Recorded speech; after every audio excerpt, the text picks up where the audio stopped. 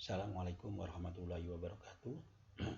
Berikut ini disampaikan kisi-kisi uji kompetensi asesor Badan Akreditasi Nasional Sekolah Madrasah.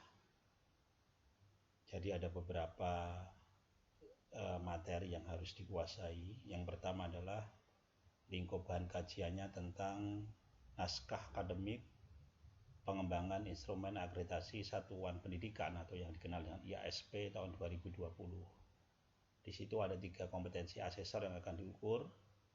Yang pertama adalah memahami landasan filosofis, sosiologis, dan kebijakan publik yang digunakan dalam atau sebagai acuan dalam pengembangan IASP. Yang kedua, memahami substansi kerangka fikir dalam pengembangan IASP. Yang ketiga adalah memahami substansi metode pengukuran dan penilaian sebagai dasar dalam pengembangan IASP. Kemudian lingkup yang kedua itu terkait dengan buku pedoman akreditasi. Jadi ada 5 yang harus dikuasai. Yang pertama adalah memahami pengertian dan landasan hukum akreditasi satuan pendidikan. Yang kedua, memahami sistem akreditasi 2020. Yang ketiga, memahami sistem manajemen, organisasi, dan tata kelola pelaksana akreditasi. Yang keempat, memahami proses rekrutmen dan pembinaan asesor. Yang kelima, memahami sistem data, informasi, dan monitoring terkait dengan penilaian, pendataan, dan layanan akreditasi. Kemudian, ruang lingkup yang ketiga adalah prosedur operasional standar atau pos pelaksanaan akreditasi.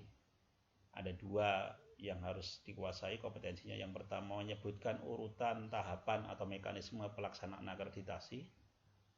Yang kedua, memahami masing-masing substansi isi dalam setiap tahapan atau mekanisme pelaksanaan akreditasi.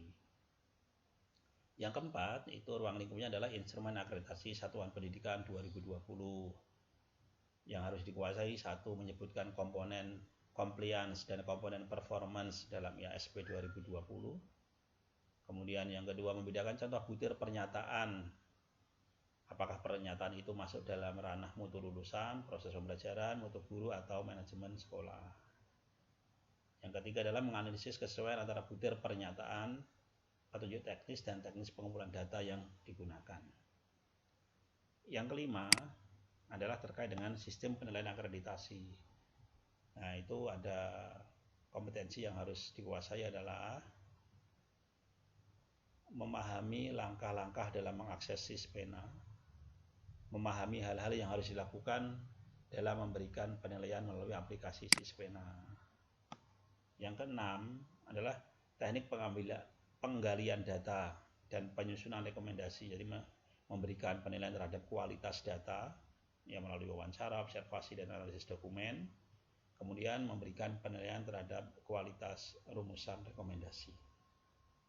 Ruang lingkup yang terakhir atau yang ketujuh adalah panduan pelaksanaan visitasi. Jadi memahami tujuan pelaksanaan visitasi, kemudian menjelaskan tahapan pelaksanaan visitasi. Nah, kisi-kisi ini akan lebih mudah kalau Bapak dan Ibu semua para asesor kemudian membuat soal-soal terkait dengan kompetensi-kompetensi tersebut.